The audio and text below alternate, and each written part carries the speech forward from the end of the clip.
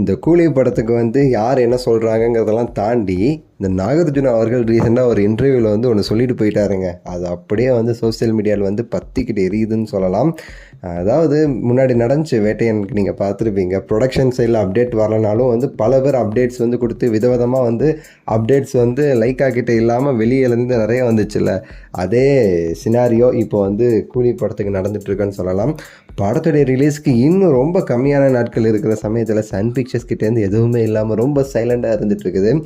அது சைலண்டாக இருக்கிறதே பிரச்சனையாக ஆகிடுச்சு. நாகார்ஜுனா அவர்கள் ஒரு ரீசெண்டாக ஒரு இன்டர்வியூவில் ஒன்று பேசியிருக்கிறாரு. யப்பா, இந்த படத்தில் என்னடா பண்ணி வச்சுருக்கிறாரு அப்படிங்கிற லெவலுக்கு நம்ம வந்து யோசிக்கிற அளவுக்கு வந்து பேசி வச்சுருக்காரு ஒன்று. அதாவது அவர் ரீசெண்டாக ஒரு இன்டர்வியூவில் வந்து கூலி படத்தை பற்றி சொல்கிறாரு. அவர் வந்து நம்ம தனுஷ் அவர்களுடைய ஒரு படம் வந்து நடிச்சிட்ருக்காரு. ஆக்சுவலி அந்த படம் வந்து குபேரா. அந்த குபேரா படத்தில் வந்து அவருடைய ரோலுங்கிறது ரொம்ப சிம்பிளான ஒரு ரோல் மாதிரி இருக்கும். அதை வச்சு கேட்கும்போது குபேராவில் என்னோடய ரோலும் இந்த கூலியில் இருக்கிற என்னோடய ரோலும் அப்படியே வந்து டிஃப்ரெண்ட்டு, அப்படியே வந்து உல்ட்டாவாக இருக்கும். கூலியில் மரண மாதம் வந்து பண்ணியிருக்காங்க என்னுடைய ரோலை. அது மிகப்பெரிய ஒரு பேர் வந்து இந்த படம் மூலமாக எனக்கு வந்து கிடைக்கும்.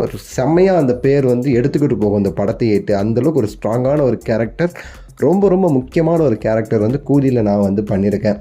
நான் மட்டும் இல்லைங்க, ரஜினி சார் வந்து எவ்வளோ பெரிய கேரக்டருங்கிறது நம்ம எல்லாருக்குமே தெரியும். ரஜினி சாரோடைய கேரக்டர் தான் பெரிய கேரக்டரே. அதை தாண்டியும் பார்த்திங்கன்னா என்னோடய கேரக்டர் ஆகட்டும், உபேந்திரா அவர்களுடைய கேரக்டர் ஆகட்டும், அமீர் கான் அவர்களுடைய கேரக்டர் ஆகட்டும், இப்படி எல்லார் கேரக்டருமே சரி நின்று பேசும். அந்தளவுக்கு வந்து லோகேஷ் கனகராஜ் அவர்கள் இம்பார்ட்டன்ஸ் எல்லா கேரக்டருக்குமே கொடுத்துருக்கிறாரு. ஸோ ரஜினி சாரோடைய கேரக்டருக்கு ஏற்ற மாதிரி மற்ற கேரக்டருக்குமே சரி அந்த ஒரு இம்பார்ட்டன்ஸ் வந்து இருக்குது. சும்மா பின்னுங்க, அது மட்டும் தான் நான் சொல்ல முடியும்னு சொல்லிட்டு இன்னொன்று சொல்லியிருந்தார்.